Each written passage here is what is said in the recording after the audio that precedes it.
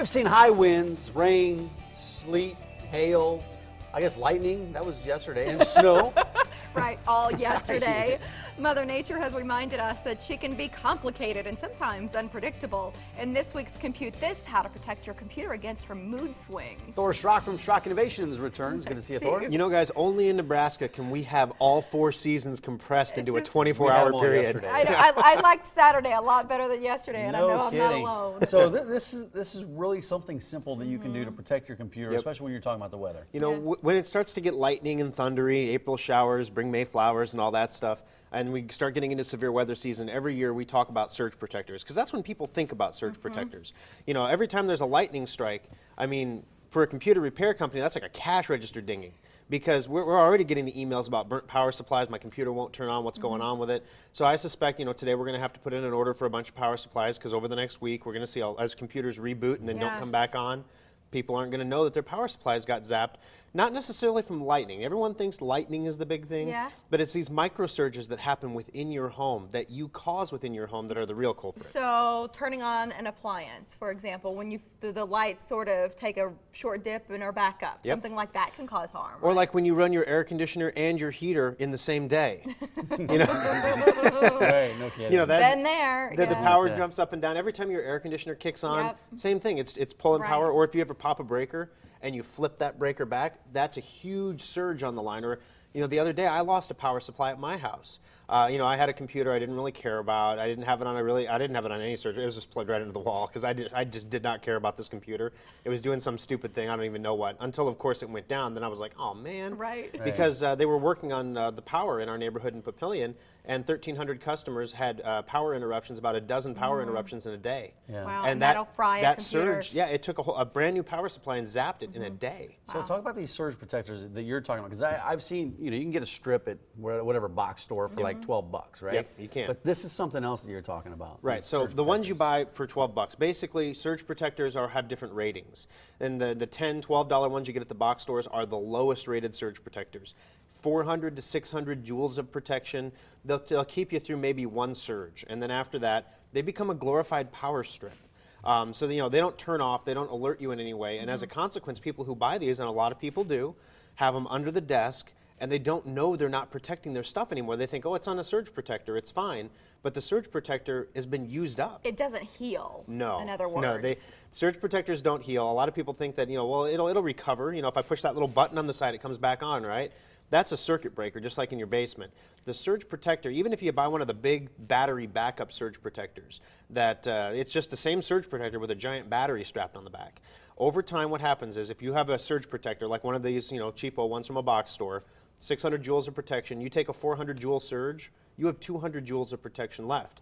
You take a 600 joule surge, and all of a sudden the first 200 get blocked and the rest go through. So what's different about your surge protector at Schrock Innovations compared to this $12 jobby? Well, you know, first thing is we recommend surge protectors that have a higher joule value because they'll last you longer. I mean, you'll get a better value for your dollar. I mean, you can buy a 600 joule one for, like you said, $12, or right now on special at Schrock, you can buy a 2,100 joule surge protector for $35. And it's going to last you a lot longer, but better yet, the ones that we sell are a little bit different, and we have to scrounge and hunt for these things. They're audible alert surge protectors. So when they can't protect you anymore, they chirp at you. So you know they're bad. So this weekend, we had 200 of them come in. We've sold through about 150 of them this weekend. A lot of them were on Sunday. When that lightning started coming, you know, it was like I had the radio show on Saturday and I warned about the storms coming, and then the radio show Sunday, I said, did you see what happened? You know, right. it like put it all together. And these surge protectors, they're not just for computers, because I've never lost a computer, but I've lost an amplifier. Yeah. And so, I mean, you can use it from all kinds of electronics. What should you not plug directly into the wall when you're talking about electronics? Any electronics that you don't want to have to replace. If you don't want to spend the money to replace it, you should have it on a surge protector. So if you have an iPod or an iPad charging station in your house, that should be on a surge protector. TVs, especially, never ceases to amaze me. A $500 computer has this, you know, normally a $50 surge protector on sale for $34 right now. And then the $4,000 4K big screen TV is just plugged into the wall. You know, that just never ceases to amaze me. But the bottom line is, how can you tell if they're bad? If the lights on your surge protector are flickering, it's time to replace it. If the light is dim, it's time to replace it. If it has a rocker switch and it's black in the middle, it's time to replace it. If it has metal on the body of the surge protector, it was made in the 80s, it's time to replace it. Right. If you have a layer of dust on it more than a 1/4 inch thick, it's time to replace it. Yeah, They're you're not- these kidding, things but aren't- people keep them forever. Oh, I'm not. I If mean, you, know. These are if you don't temporary- remember when you bought it, I mean, it's Right. under the cord's nest, under the desk, you never think Because about these it. are temporary devices. You They don't want are. to keep these forever. Yeah. You're putting them in the place of your electronics. You're putting them between your electronics and your power source. So when surges come through, it damages the surge strip and not your electronics. So by definition, the surge strip is taking punches for your equipment. And most of the time, these people say, "Oh, I've had this thing hooked into the wall for a year and it hasn't hurt it."